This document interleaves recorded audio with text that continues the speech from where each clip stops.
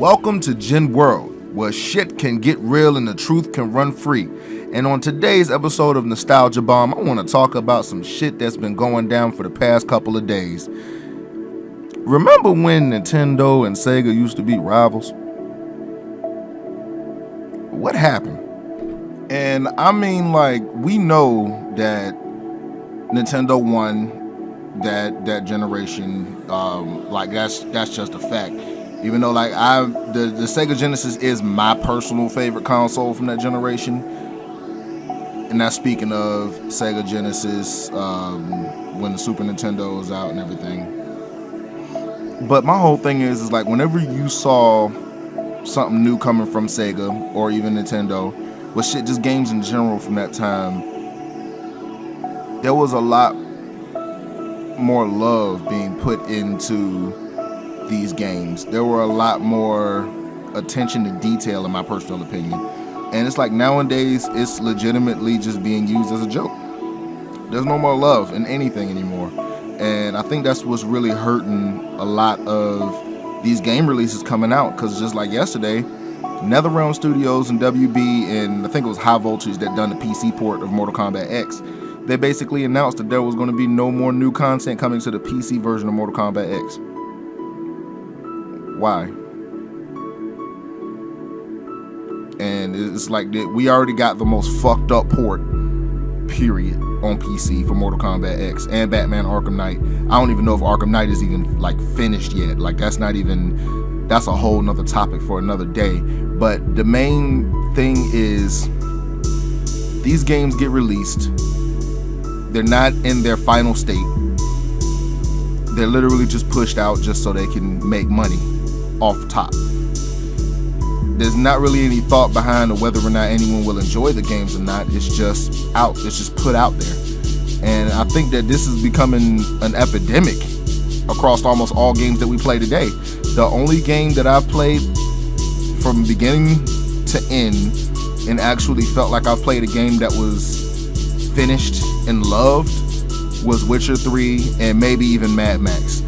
But Mortal Kombat X is mechanically a great fighting game, and just being a big fan of Mortal Kombat is probably adding a little bit more pain to what happened, because I bought the $80 edition of this game on a pre-order, and I didn't have $80 to spend at this time. This was like when the game first came out. I didn't have $80 to spend, but I had it in my account, and I was like, you know what, I'm gonna support them because they made games that I love and cherish, and that is going to be a part of my memories forever. It's just going to be there. And lo and behold, I feel personally fucked over. And it sucks that it's come down to this. And that's what the problem is going on now.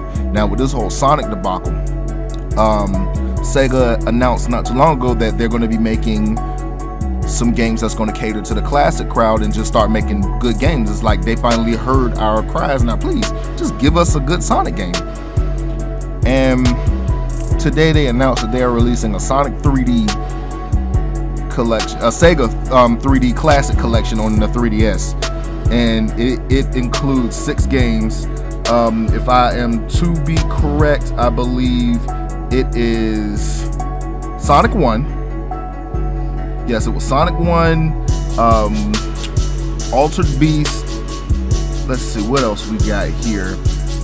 Puyo Puyo 2, Galaxy Force, Thunderblade, Fantasy Zone 2, Power Drift. Who the fuck asked for this? You think that just because these are considered classic games that this is what we wanted? Y'all been working on this, converting these games to 3D for fucking what? The box art looks nice. I think it's very nice. It's very appealing. If you see this, you're gonna be like, oh, I need to add that to my collection. But then you think about us who've been playing these games since they released, who own these games on multiple consoles, including the original releases. I still own the cartridges and the boxes for these games. And I know that I'm not alone when I speak that this is a bunch of bullshit. What is the point of even announcing this, saying that you're going to be releasing something that classic gamers are going to enjoy when we ran through these games. You can't do anything else on the original Sonic 1. There's nothing else to be found. And what hurts me more is that there are fan games that are 30 times better than any Sonic game that has come out outside of the original trilogy. Now, I will admit, Sega has tried to make good Sonic games. They were going in a very great direction with Generation. And I feel that they actually tried with Lost World. That game felt like it was an attempt to put something different there. But then what the fuck happened? What happened? And that's the story I want to get down to the bottom to. And honestly, I'm done with Sega. I'm done with NetherRealm Studios. All of y'all can kiss my ass. I know that this right here probably won't even get out there. They don't know who the hell I am. I'm just a black dude that loves playing games, and they have affected me personally throughout my childhood and even into my adulthood. And as I continue to grow older, I was hoping that I was going to be able to keep these with me. But it looks like they want to shit on us. So all y'all can kiss my ass.